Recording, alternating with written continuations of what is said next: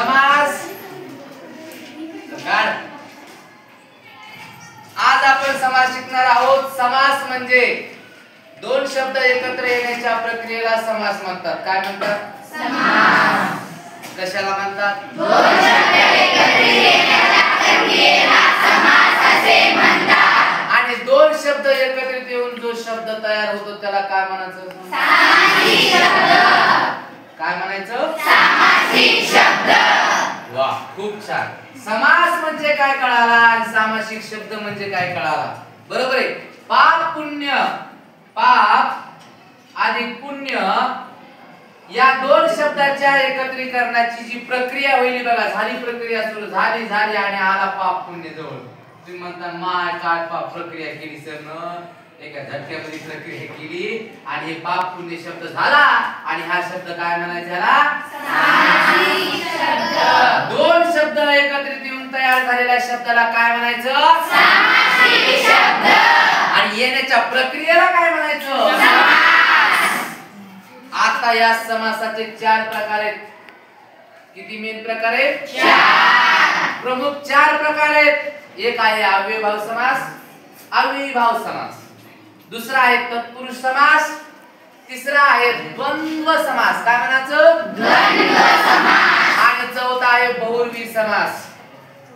काय आहे? बहुव्रीही समास। आज आपण एक एक समास पाहणार आहोत। पहिला समास इथे लक्षात घ्या, अव्ययीभाव समास। अव्ययीभाव। आता अव्ययीभाव या समासामध्ये पहिलं पद प्रधान असतं, दुसरं पद गौण असतं। आता प्रधान गौण म्हटल्याच्या नंतर आपण गळून गेल्यासारखं वाटायला लागतं आपल्याला की काय नेमकं मास्तर म्हणाले आणि मास्तरला काय म्हणायचे नेमकं, ते प्रधान काय, गौण काय, राजा काय, राणी काय, कशालाही जाळभात केला माझ्या नशिबाला, हे का नाही? म्हणून पहिलं पद प्रधान आणि दुसरं पद हे गौण, प्रधान आणि गौण मिळू म्हणावं दादा चिंतन, है की नाही? कसं ओळखावं हे पुस्तकातली व्याख्या जाळभात झालायचा सत्यानाश करून टाकायली, है की नाही? अशा पद्धतीची व्याख्या आपल्या पुस्तकात दिली माय आणि काय म्हणते? अव्ययीभाव समासाची व्याख्या देताना काय दिलेली आहे? ज्या सामासिक शब्दामध्ये पहिलं पद महत्त्वाचं असतं, प्रधान असतं आणि दुसरं पद आपण अव्ययीभाव समासाची दिली त्या दिवशी। आणि आज त्या अव्ययीभाव समासावर आपण आज बोलत आहोत कारण काही आपले गैरती आले नव्हते आणि म्हणून त्यांच्या स्वागतासाठी परत एकदा आपण हे अव्ययीभाव वापरलेला आहे, हे की नाही? त्याची वर्षा आपण त्यांच्यावर करत आहोत म्हणून त्यांना सुद्धा 2 गुण आले पाहिजे। आणि हा समास 9वी आणि 10वीलाच नाही तर भविष्यात तुम्ही जर कॉम्पिटिटिव्ह एक्झाम स्पर्धा परीक्षा जर दिला मराठीमध्ये सगळ्यात अगोदर हे विचारतात म्हणून आलं पाहिजे। काय अडचण नाही, तुम्हाला कधीच अडचण नाही। 9वीला येऊन 9 ओळी नाही इंग्लिशच्या तरी तुम्हाला नाव आहे, है की नाही? असू द्या। मग प्रधान आणि गौण ह्याच्या नादी लागू नका। मग कशाच्या नादी लागावं? मी जे देईन त्याच्या नादी लागा, है की नाही? आता अव्ययीभाव समास कसा ओळखायचा? एखाद्या वेळेस जर तुम्हाला डेफिनेशन विचारली, आता तुम्ही डेफिनेशन विचारली ना, डायरेक्ट समास ओळखा किंवा त्याचा विग्रह करा, ओळखा किंवा विग्रह करा। ओळखा विग्रह करणे म्हणजे काय? ओळखणे। टरबुजाची फोड करून खाल्ली तुम्ही उन्हाळ्यात, भलते टरबुज खाल्ले, आहे की नाही? हा, खरबुज खाल्ले, खरबुजानं भलत्या फोडी केल्या तुम्ही आतापर्यंत। आता मग आता या शब्दाच्या सुद्धा आपल्याला फोडी करायच्या म्हणून त्याला विग्रह म्हणतात। काय म्हणतात? विग्रह। त्याला फोड करणे म्हणतात। बोल वगैरे। आता 3 गोष्टी क्लिअर झाल्या। 2 शब्द एकत्रित येण्याच्या प्रक्रियेला समास म्हणायचं आणि 2 शब्द एकत्रित येऊन तयार झालेल्या शब्दाला सामासिक शब्द म्हणायचं। आणि या समासाचे मुख्य 4 प्रकार आहेत हे कळालं। अव्ययीभाव समास, तत्पुरुष समास, द्वंद्व समास आणि बहुव्रीही समास। बहुव्रीही म्हणायचं त्याला, बहुव्रीही। हा, बरोबर आहे। त्या चित्रपटामध्ये नाव होतं बघा हिरोईनचं बहुव्रीही, हे की नाही? लक्षात राहायला लय चांगलं आहे। आपल्या बहुव्रीही लक्षात ठेवायचा, नाहीतर बहुरंगी ठेवता, है की नाही? असं काही ठेवू नका, तसे ठेवलं तरी काही हरकत नाही। एखाद्याला जर शिव्याचीच भाषा समजत असेल तर त्याने शिव्या म्हणून जरी पाठ केला लक्षात राहण्यासाठी तरी ते चांगलं आहे. कसंही पाठ करा, उत्तर येणं गरजेचं आहे. काही करा, नाव द्या. बरोबर आहे. आता अव्ययीभाव समास पुस्तकात व्याख्या दिली बघा. ज्या सामासिक शब्दाचं पहिलं पद, पद म्हणजे शब्द आहे की नाही, पद म्हणजे शब्द. ज्या सामासिक शब्दाचं पहिलं पद प्रधान असतं. प्रधान म्हणजे आता परत सांगतो महत्वाचं. प्रधान म्हणजे महत्वाचं आणि गौण म्हणजे महत्वाचं नाही. महत्वाचं नाही. महत्वाचं नाही. आता मला सांगा, अशा व्याख्येवर जर आपण शोधायला लागलो, पुढील मोठा घोळ आहे. पुढे तत्पुरुषी समासाचा सुद्धा म्हणजे गोंधळ आहे आणि अव्ययीभाव समासाचा सुद्धा गोंधळ आहे. अवघड होईल. बोलायला बरं वाटायले, लिहायला बरं वाटायले, पण ओळखीता येणार नाही.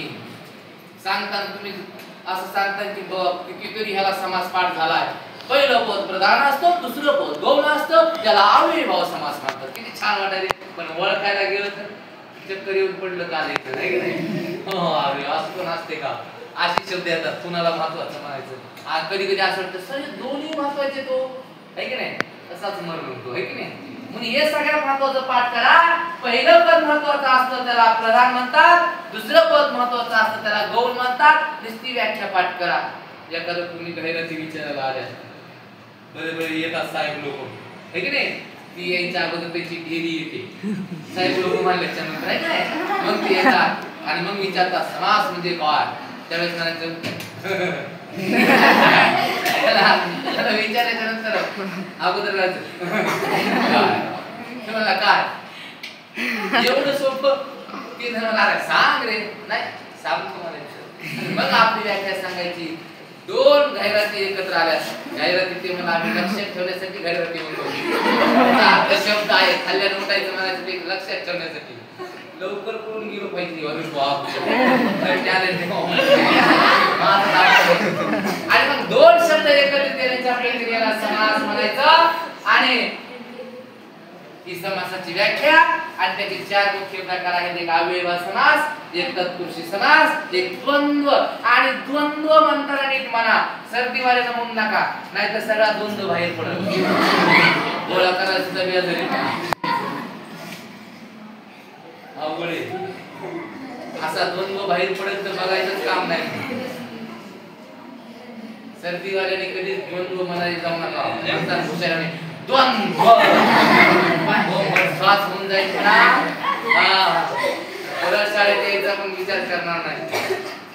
आणि मग हे द्वंद्व बहुर्वी हे चार प्रकार आहेत. विनोदाचा भाग बाजूला ठेवा. प्रकार किती आहेत? चार आहेत. ते अव्ययीभाव समास, तत्पुरुषी समास, द्वंद्व समास आणि बहुर्वी समास. त्यापैकी एकाचा आपण पाहिलो.